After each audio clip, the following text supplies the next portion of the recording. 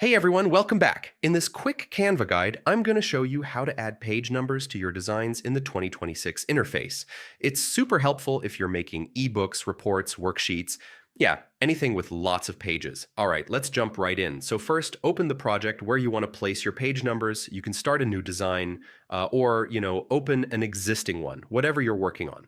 Now, Canva doesn't automatically add page numbers, so we'll create them manually. On the left side, click the Text tab. Yeah, the one with all the font options. Click Add a little bit of body text or any basic text option. Type the page number like 1 or just the number 1.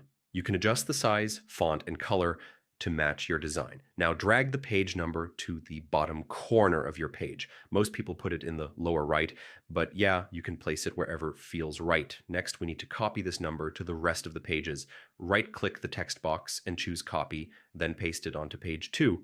Change the number to 2, then 3, and so on.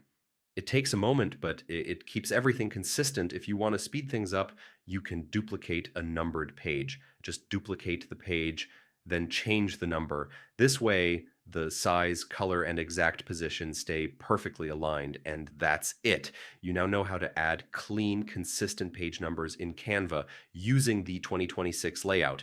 It's simple once you get the hang of it, and yeah, it makes your documents look way more professional. If this tutorial helped you out, don't forget to like the video, subscribe, and hit the bell so you never miss new Canva tips.